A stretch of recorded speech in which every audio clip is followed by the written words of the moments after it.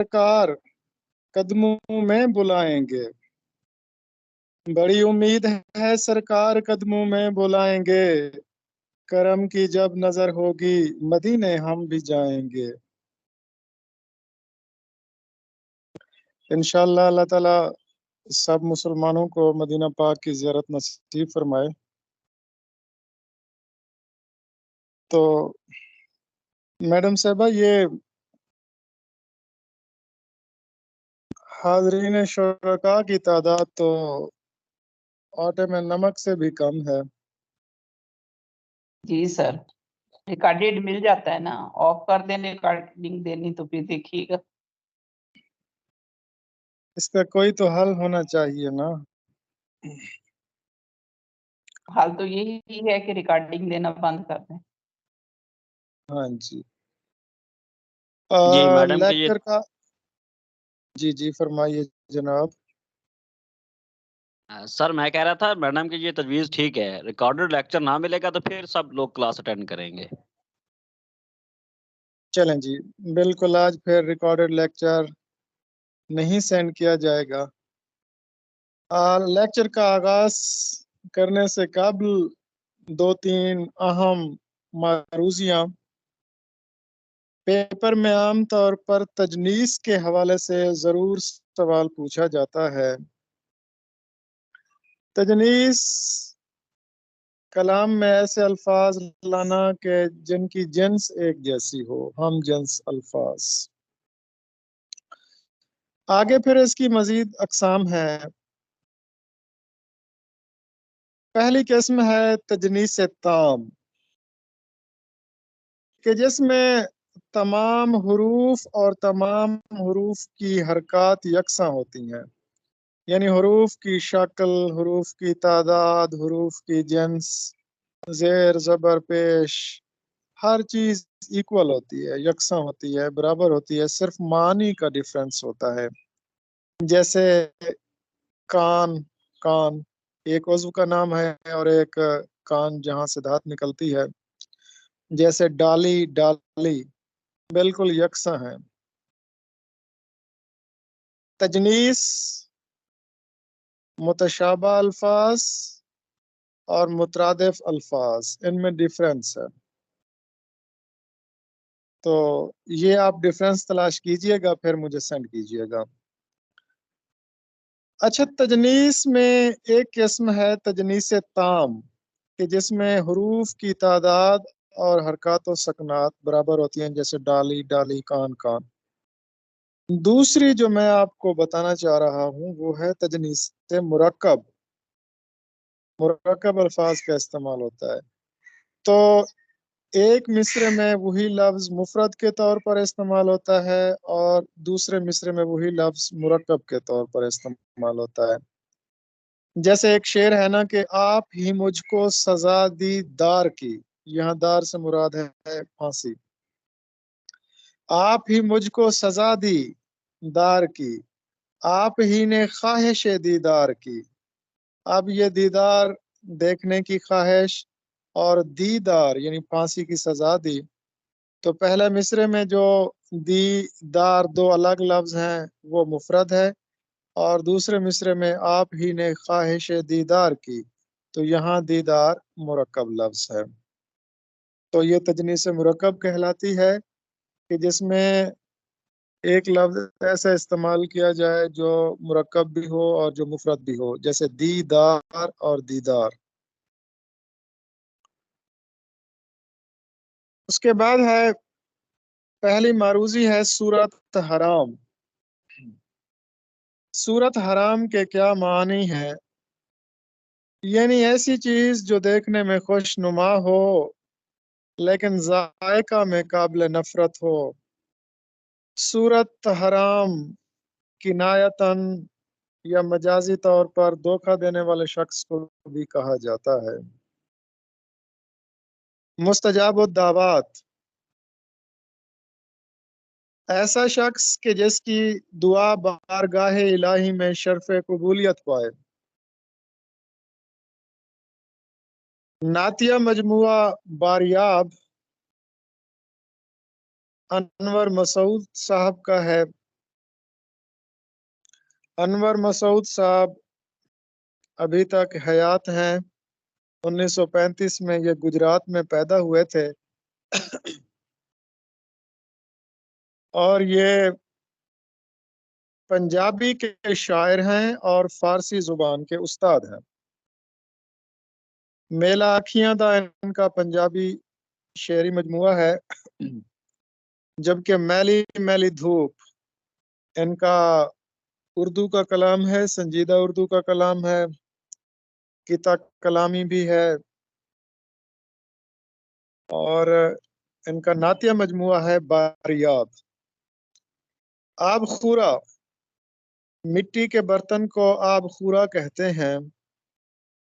آب خورے بھرنا، نیاز کا دودھ پینے کے بعد مٹی کا برتن توڑ دینا۔ یہ ہندوؤں کی رسم ہے کہ وہ ایک خاص موقع پر، شاید دیوالی کا موقع ہے، کہ اس میں وہ نیاز کا دودھ پیتے تھے اور پھر وہی برتن توڑ دیتے تھے۔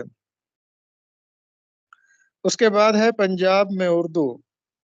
حافظ محمود شیرانی، جن کو تحقیق کا معلم اول بھی کہا جاتا ہے، انہوں نے لسانیات پر اپنا ایک نظریہ پیش کیا اردو کی ابتدا اور ارتقاء کے متعلق اپنی ایک کتاب پنجاب میں اردو میں۔ انہوں نے یہ کتاب 1928 میں لکھی ہے۔ اس سے پہلے 1923 میں نصیر الدین ہاشمی دکن میں اردو کا نظریہ نامی ایک کتاب بھی لکھ چکے تھے، اور نصیر الدین ہاشمی نے اس کتاب کا ایک نسخہ ڈاکٹر علامہ محمد اقبال کو بھی بھیجا تھا، اور اقبال نے پھر ان کو خط کے ذریعے بتایا تھا کہ پنجاب میں بھی اردو کا کچھ مسالہ موجود ہے، اور اس کے 5 سال بعد پھر حافظ محمود شیرانی وہ مسالہ ڈھونڈ کے لائے۔ تو اس کتاب کے کل 111 ابواب ہیں۔ حافظ صاحب کا کہنا ہے کہ غوری اور غزنوی عہد میں اردو کی ابتدا ہوئی، اس کے بعد پھر یہ اردو جو ہے، چونکہ فاتحین نے لاہور کو اپنا پایہ تخت بنایا، پھر 200 سال بعد انہوں نے دلی کو جب پایہ تخت بنایا تو یہاں سے فارسی بولنے والے فارسی اور پنجابی مکس کر کے پھر دلی چلے گئے تھے، تو وہ پنجابی کو ماں اور اردو کو اس کی بیٹی قرار دیتے ہیں کہ بیٹی بیاہ کر دلی چلی گئی تھی۔ اس کے بعد ہے ابجد خاں ہونا۔ ابجد خاں ہونا یعنی میں تو صرف حروف جانتا ہوں، میں معاملے کو زیادہ تفصیل سے نہیں جانتا، کم علمی کے اظہار کے موقع پر کہا جاتا ہے ابجد خاں ہونا۔ اس کے بعد ہے آثار و سنادید۔ آثار و سنادید کے لغوی معنی ہیں بزرگوں کی نشانیاں۔ سر سید احمد خان نے یہ کتاب 1847 میں لکھی۔ اس میں انہوں نے دلی کے کاملین فن کا تذکرہ کیا ہے، دلی کی جو قدیم عمارات تھی نا، ان کے متعلق اہم معلومات بہم پہنچائی ہیں۔ اور پھر سر سید احمد خان نے اس وقت کے جو بہترین مصور تھے ان سے تصویریں بنوائی تھیں اور پھر وہ کتاب میں شامل کی تھیں، اور اس کا دوسرا ایڈیشن، ذرا صاف ایڈیشن 1854 میں شائع ہوا تھا، پہلا 1847 میں۔ تو اس کی 3 جلدیں ہیں، اور اس کے بعد ہے اردو معلّہ۔ غالب کے اردو خطوط کا مجموعہ ہے، اس میں کل 470 خطوط ہیں۔ یہ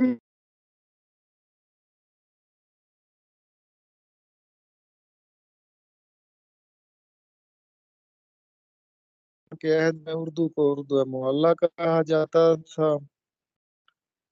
اور اشرافیہ کی زبان کو بھی اردو معلّہ کہا جاتا تھا، اور اردو معلّہ کے نام سے ایک اخبار بھی ہے جو کہ حضرت موہانی نے جاری کیا تھا۔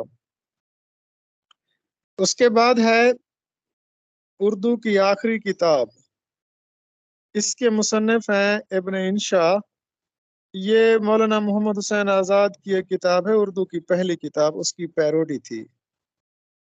تو اردو کی آخری کتاب یہ دراصل انہوں نے نصاب کے طور پر بچوں کے لیے لکھی تھی، لیکن وہ نصاب میں شامل نہ ہو سکی تھی۔ ہر وہ الزام جو دشمن نہ لگائے مجھ پر، وہ میرا حلقہ احباب لگا دیتا ہے۔ احمد سلمان کا شعر ہے، بڑا خوبصورت شعر۔ ہر وہ الزام جو دشمن نہ لگائے مجھ پر، وہ میرا حلقہ احباب لگا دیتا ہے۔ اس کے بعد ہے آب گم۔ اب سب کے علم میں ہے کہ آب گم مشتاق احمد یوسفی کی تصنیف ہے، اور یہ کتاب 1989 میں شائع ہوئی تھی، 1989 میں۔ اور اس کا جو دیباچہ ہے، جس کو پسو پیش لفظ کا نام دیا گیا تھا، اور جس کا عنوان رکھا گیا ہے غنودیم غنودیم، یعنی خواب میں خواب میں۔ اس کے 5 مضمون ہیں آب گم کے: حویلی، اسکول ماسٹر کا خواب، کار کابلی والا اور الہ دین بے چراغ، شہر دو قصہ، دھیرج گنج کا پہلا یادگار مشاعرہ۔ یہ 5 ان کے مضامین ہیں، اس میں کھٹے میٹھے مضامین۔ اچھا، اس میں ماضی پرستی بہت زیادہ ہے۔ آب گم ماضی کا نوحہ کہہ سکتے ہیں، یعنی گم شدہ عظمت کی تلاش کا نام آب گم ہے۔ اس کے بعد معروضی ہے، اس کا جو انتصاب ہے وہ بچوں کے نام ہے: ارشاد، سروش، رخسانہ، سیما۔ کے بعد ہے اج آنکھاں وارث شانو، بڑی خوبصورت نظم ہے۔ یہ تقسیم ہند کے پس منظر میں لکھی گئی تھی، امرتا پریتم کی نظم ہے۔ اج آنکھاں وارث شانو کہ تو قبراں وچوں بول، اج آنکھاں وارث شانو کہ تو قبراں وچوں بول، تے اج کتاب عشق دا کوئی اگلا ورقہ پھول۔ یہ بڑی خوبصورت نظم ہے۔ مرزا محمد رفیع سودا کے استاد شاہ حاتم تھے۔ سودا نے اصول انشا پردازی اور عروض پر ایک رسالہ لکھا تھا، عبرت الغافلین۔ اج آنکھاں وارث شانو کہ تو قبراں وچوں بول، تے اج کتاب عشق دا کوئی اگلا ورقہ پھول۔ جی، ورقہ پھول گیا ہے، بس ورقہ پھولے بندہ نہ پھولے۔ ادب اور زندگی، اختر حسین رائے پوری جو کہ ترقی پسند نقاد ہیں، ان کا مقالہ ہے۔ اور اسی دوران ادب اور زندگی مجنو گورکھپوری نے بھی کتاب لکھی تھی، تنقیدی حاشیے، تاریخ جمالیات، یہ بھی مجنو گورکھپوری کی تصانیف ہیں۔ قدیم اردو لغت ڈاکٹر جمیل جالبی کا ہے۔ اردو نثر کا آغاز و ارتقاء ڈاکٹر رفیہ سلطانہ کا ڈاکٹریٹ کا مقالہ ہے۔ چینی منگولوں کے شہر میں ادیبہ کوثر جمال کا سفر نامہ ہے۔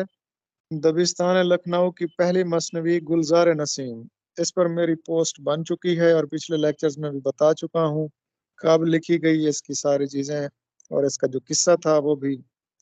مذہب عشق نہال چند لاہوری کی ہے، جس کا دوسرا نام قصہ گل بقولی بھی ہے۔ اس کے متعلق بھی میں نے ڈیٹیل میں بتایا تھا پوسٹ میں۔ تبین الکلام سر سید احمد خان کی مشہور کتاب ہے، اور اس میں مسلمانوں اور عیسائیوں کے درمیان جو مشترک چیزیں ہیں، کھانے وغیرہ، اس کے متعلق بتایا گیا ہے۔ مشہور ناول ہے زمین، ختیجہ مستور۔ ختیجہ مستور اور حاجرہ مسرور، جن کو اردو ادب کی برانٹے سسٹرز بھی کہا جاتا ہے، ان دونوں کا تعلق ترقی پسند تحریک سے تھا۔ اور ان کا جو ناول ہے آنگن، جو تقسیم کے پس منظر میں لکھا گیا ہے، تو ان کا دوسرا ناول تھا زمین، جو کہ آنگن کی ہی ایکسٹینشن تھا۔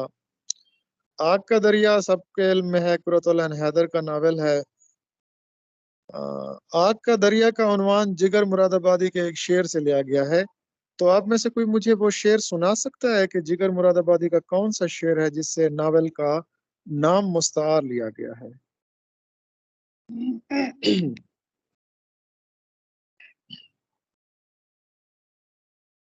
جی سر میں سناؤں؟ یہ عشق نہیں آساں بس اتنا سمجھ لیجئے، ایک آگ کا دریا ہے اور ڈوب کے جانا ہے۔ جی اس میں بس آپ نے زیادہ اضافی لگایا، اور کوئی سنا ہے؟ جی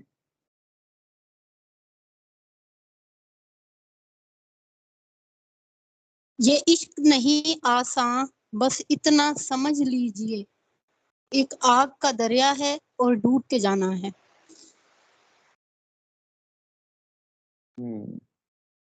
تو بس نہ لگائے نا، بس کی بس کر دیں، بس اضافی لگا دیا ہے نا آپ نے، یہی تو میں آپ کو سمجھانا چاہ رہا تھا۔ جی کوئی اور مجھے سنائے صحیح شعر۔ یہ عشق نہیں آساں اتنا ہی سمجھ لیجئے، ایک آگ کا دریا ہے اور ڈوب کے جانا ہے۔ بالکل آپ نے صحیح پڑھا، انداز بھی شاندار تھا، لفظوں کے اندر بھی زندگی اور وہ کیا کہتے ہیں توانائی کی لہر دوڑ رہی تھی، لیکن لیجئے نہیں۔ دوبارہ سنائیے۔ یہ عشق نہیں آساں اتنا ہی سمجھ لیجئے، ایک آگ کا دریا ہے اور ڈوب کے جانا ہے۔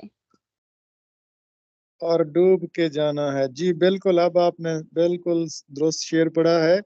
یہ عشق نہیں آساں اتنا ہی سمجھ لیجئے، ایک آگ کا دریا ہے اور ڈوب کے جانا ہے۔ ٹھیک ہے جی، اس کو ڈسکس کریں گے کہ یہ کس پس منظر میں لکھا گیا۔ باہر کفن سے پاؤں، عرش صدیقی کے افسانوں کا ایک مجموعہ ہے۔ یہ باہر کفن سے پاؤں افسانے ہی ہے نا میڈم صاحبہ، یا شاعری ہے؟ میں کنفیوز ہو رہا ہوں اس میں۔ افسانہ ہے، کفن سے افسانے پاؤں ہی ہوں گے۔ افسانہ ہے سر، ہندی مجموعہ اردو تنازع، اور ڈاکٹر اس فرمان نام فتح پوری کی کتاب ہے۔ جی بالکل میڈم صاحب آپ درست فرما رہی ہیں۔ اردو ہندی تنازع، یہ ہندی اردو تنازع 1867 میں بنارس میں پیش آیا۔ نقد میر ڈاکٹر سید عبداللہ کے مقالات کا مجموعہ ہے۔ داستان سے افسانے تک سید وقار عظیم کی تصنیف ہے، اور یہ سید وقار عظیم کی جو وجہ شہرت ہے وہ یہی ہے کہ وہ فکشن کے نقاد ہیں۔ از کجا میں آیا دی آواز دوست، اس کو پہلے اس شعر کو پورا کریں۔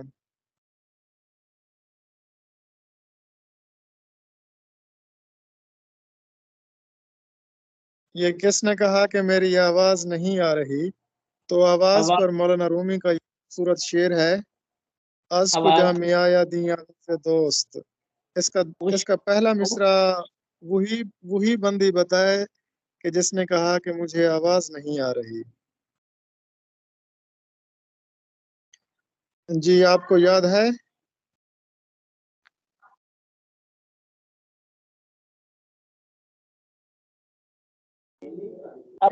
لیں جی میم صاحب، آپ خود یہ خاموش ہو گئے ہیں۔ سر آپ کی آواز بہت کٹتی تھی، سمجھ نہیں تھی آ رہی۔ سر شعر پوچھ جی رہے ہیں، از کجا میں آید ای آواز دوست، سنا دیں ذرا کیا پہلا مصرع۔ باقی تمام ممبرس کو میری آواز کلیئر آ رہی ہے؟ اگر میری آواز کلیئر آ رہی ہے تو ان کی طرف نیٹ کا پرابلم ہے۔ سر کلیئر ہے آپ کے پاس؟ آ رہی ہے آپ کے پاس؟ جی میری آواز کلیئر ہے، دو شہادتیں جی سر موصول ہو کلیئر ہے۔ چکی ہیں، اور مجھے لگتا ہے آپ کی طرف آواز شاید میری بریک ہو کر آ رہی ہے، اس لیے آپ نے اظہار کیا۔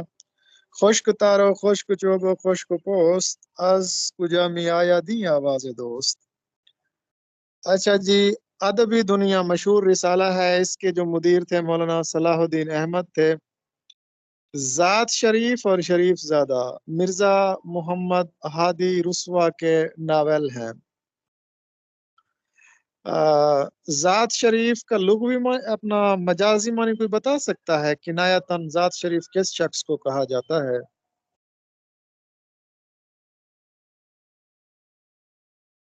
بھلے مانس جو کو سر چالاک شخص جو ہوتا ہے نا اس کو ذات شریف کہتے ہیں۔ آغا حشر کشمیری جن کو اردو ڈرامے کا شیکسپیئر بھی کہا جاتا ہے، ان کا جو پہلا ڈرامہ ہے آفتاب محبت ہے اور ان کا جو آخری ڈرامہ ہے خون جگر ہے۔ تو ان کے آخری ڈرامہ خون جگر کے بارے میں اس کو کنفرم کر لیجئے گا۔ کلیم اللہ، روح اللہ، یہ القاب ہیں۔ شبلی نیشنل کالج کا قیام 1883 میں ہوا۔ امیر خسرو کی کل تصانیف حافظ محمود شیرانی کے مطابق 99 ہیں، جن میں سے 28 موجود ہیں، باقی ضائع ہو چکی ہیں۔ معراج نامہ سید بلاکی کی مثنوی ہے۔ سجدہ شکر میں ہے شاخ ثمردار ہر ایک، دیکھ کر باغ جہاں میں کرم عزا و جل۔ تو اس میں سنت حسن تعلیل کا استعمال کیا گیا ہے۔ شاعر کہتے ہیں کہ باغ میں ہر ڈالی سجدہ شکر سے جھکی ہوئی ہے، تو ڈالی کے جھکنے کی ایک شاعرانہ وجہ بیان کی ہے۔ غلام حمدانی مصحفی کے 8 دواوین ہیں۔ شاعر جس کا کلام اس کی عشقیہ داستان ہے۔ مومن کی جو 6 مثنویاں ہیں نا وہ اس کے عشق کا بیانیہ ہے۔ داستان باغ و بہار، اس کے متعلق آپ خوب جانتے ہیں، امیر امن دہلوی۔ رسالہ اسباب بغاوت ہند سر سید احمد خان کا رسالہ تھا۔ محمد حسین آزاد کی پیدائش 1830 میں ہوئی اور انتقال 1910 میں ہوا۔ اردو شاعری کا مزاج ڈاکٹر وزیر آغا کی تنقیدی کتاب ہے۔ باد مخالف، یہ مرزا غالب کی مثنوی ہے۔ جنت کی تلاش، یہ ناول ہے رحیم گل کا۔ جنت کی تلاش ناول پر میڈم صاحبہ نے بہترین لیکچر دیا تھا۔ یہ ناول 1981 میں شائع ہوا تھا۔ اس کا جو مرکزی کردار ہے وہ امتل ہے۔ اس خاص طور پہ جو یہاں پر جو جنت کہا گیا ہے نا وہ گلگت بلتستان، ناران اور بلوچستان کے خوبصورت علاقوں کو جنت کہا گیا ہے۔ اچھا، اس کے بعد ہے خوجی اور آزاد، یہ ایک دوسرے کے برعکس کردار تھے۔ اب خوجی خواجہ بدیع الزماں اور آزاد یہ ایک دوسرے کے متضاد کردار تھے۔ خوجی جو ہے یہ بے وقوف، کوہڑ اور بد سلیقہ، بد تہذیب ایک کردار تھا، اور جبکہ اس کے برعکس آزاد جو ہے ایک سلجھا ہوا اور ذہین کردار تھا۔ اردو ناول اور آزادی کے تصورات، پروفیسر محمد عارف کی تنقیدی کتاب ہے۔ اردو شاعری میں کینٹوس کا تجربہ سید جعفر طاہر نے کیا تھا۔ کینٹو پر ان کا جو مجموعہ کینٹو تھا، کینٹو کہتے ہیں حمدیہ بھجن کو، حمدیہ نعت کو، حمدیہ نظم کو۔ اچھا جی، کون سا رسالہ تحریک علی گڑھ کی مخالفت میں پیش رہا؟ اودھ پنچ۔ آپ کو پتہ ہے اودھ پنچ کے لکھنے والے سارے نظریاتی طور پر سر سید کے مخالف تھے۔ اکیڈمی ادبیات کی جانب سے جو فن شخصیت اور فن سیریز شروع کی گئی تھی، اس سلسلے میں میرا جی شخصیت اور فن کے مصنف ہیں ڈاکٹر رشید امجد، جن کا تعلق راولپنڈی سے تھا، جو حال ہی میں فوت ہوئے، علامتی افسانہ نگار تھے۔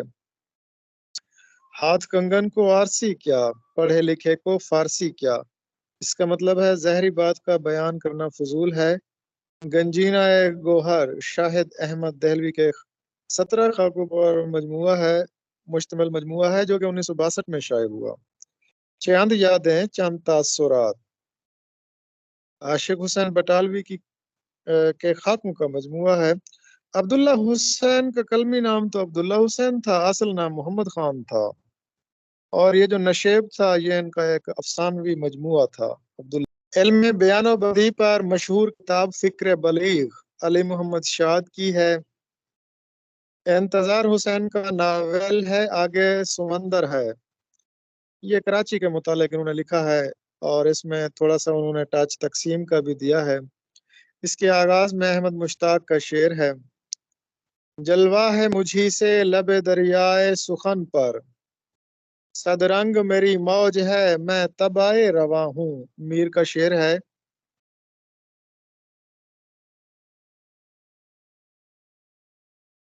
अदबी तनकीद और उसलूबियात के मुसन्निफ गोपी चंद नारंग हैं।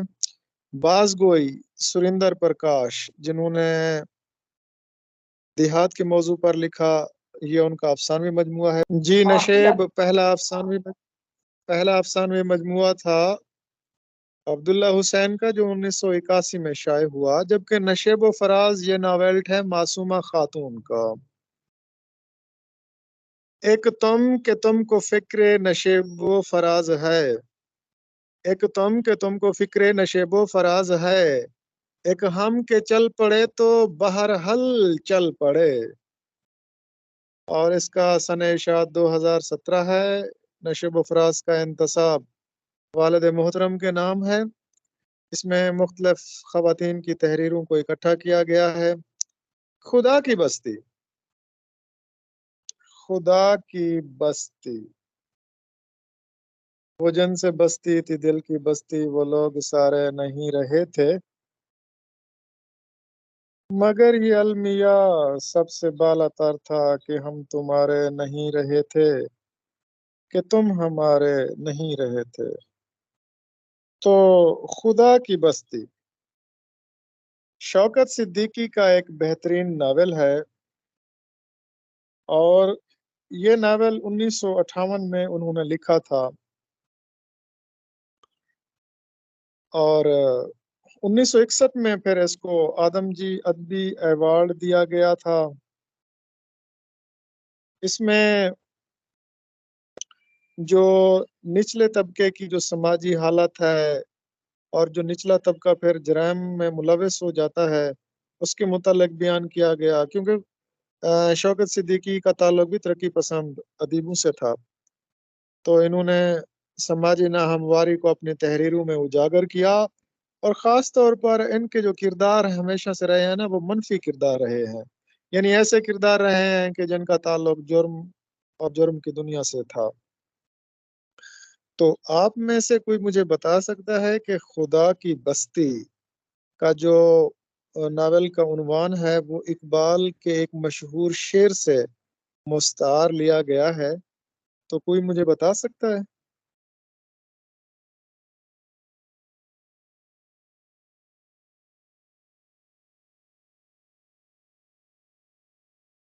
गुजर गया अब वो दौर साकी के छुप के पीते थे पीने वाले, गुजर गया अब वो दौर साकी के छुप के पीते थे पीने वाले, बनेगा सारा जहान, बनेगा सारा जहान मैं खाना, हर कोई बादा खार होगा। इसी गजल का शेर है ना, और ये शेर तो आपने फिर प्यारे वो मगरब, तुम्हारी तहजीब अपने खंजर से आप ही खुदकुशी करेगी, जो शाख नाजुक पे आशियाना बनेगा ना पैदार दया होगा। मगरिब के रहने वालों, खुदा की बस्ती दुकान नहीं है, खिरा जिसे तुम समझ रहे हो वो अब जरे कम अयार होगा। इसका एक खूबसूरत शेर है, चमन में लाला दिखाता फिरता है दाग अपना कली कली को, चमन में लाला दिखाता फिरता है दाग अपना कली कली को, ये जानता है कि इस दिखावे से दिल जलूं में शुमार होगा। लाला का जो उन्होंने लफ्ज इस्तेमाल किया है ना, और खुदा के आशिक तो हैं हजारों बनूं में फिरते हैं मारे मारे, मैं उसका बंदा बनूंगा जिसको खुदा के बंदों से प्यार होगा।